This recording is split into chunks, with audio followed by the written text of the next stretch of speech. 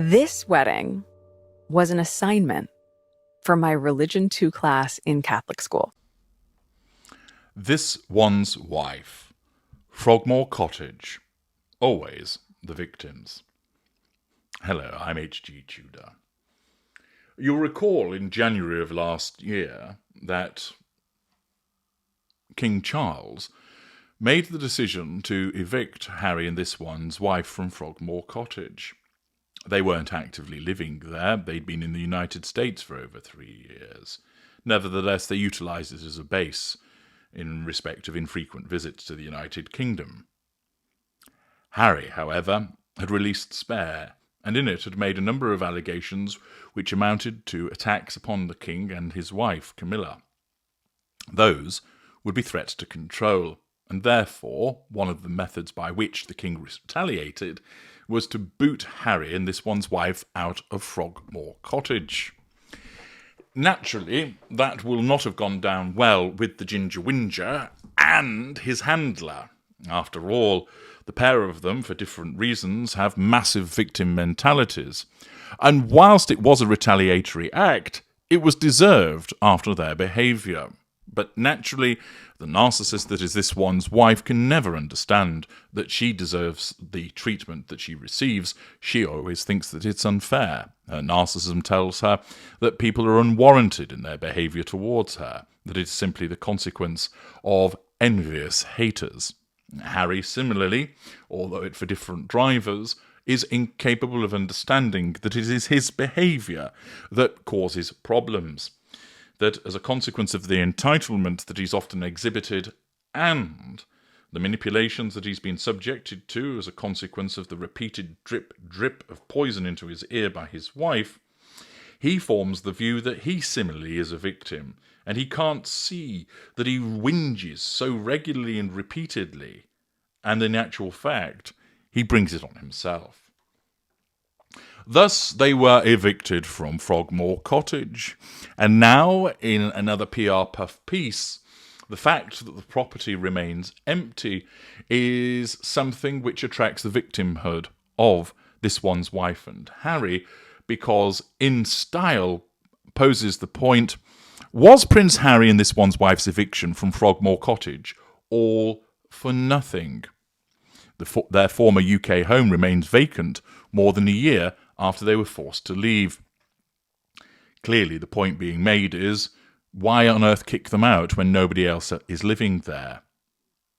Why not let them have stayed there? After all, they could have got some use out of it by staying in it when visiting, but you've denied them that opportunity and nobody's using it.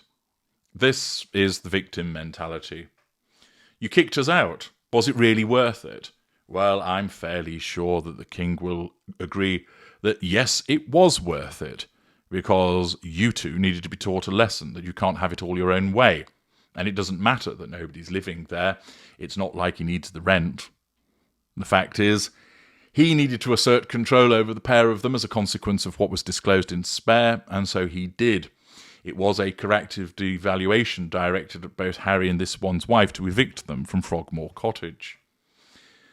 Nevertheless, as is typical of the Sussexes, it's arranged that there be a PR puff piece to air their grievances and their victimhood, and in style obliges by stating a year after Prince Harry and this one's wife were asked to move out of their UK home, Frogmore Cottage, a new report revealed that the property is actually still vacant. The royal household published the Sovereign Grant report for the 2023-2024 financial year on Wednesday of this week, which includes the partially taxpayer-funded sum spent on King Charles's duties and residences. The outlet noted that because of increased interest in Frogmore Cottage, a representative from the palace has confirmed that the residence is, in fact, still vacant, despite Harry and this one's wife being rushed, emotive language there, to move out last year. I don't think, at this point, I would speculate on who will be the future occupants of the cottage, an official said, per The Independent. The Sovereign Grant has been fully reimbursed for the refurbishment costs of Frogmore Cottage when it was initially provided to the Duke and Duchess of Sussex, and therefore there is no cost to the sovereign grant other than some routine maintenance, but it would be required for any of the buildings. The Duke and Duchess of Sussex lived in the cottage from 2019 to 2020, after moving out of Nottingham Cottage at Kensington Palace. After the couple took a step back from royal duties in 2020, they left the United Kingdom and eventually moved to Montecito, California, in case you didn't know that, where they still reside. Frogmore Cottage, however, was still technically their property. They even had some belongings at the residence still, until they were asked to vacate the building last year. At the time, a spokesperson for the couple confirmed the news to people, saying, "We can confirm the Duke and Duchess of Sussex have been requested to vacate their residence at Frogmore Cottage."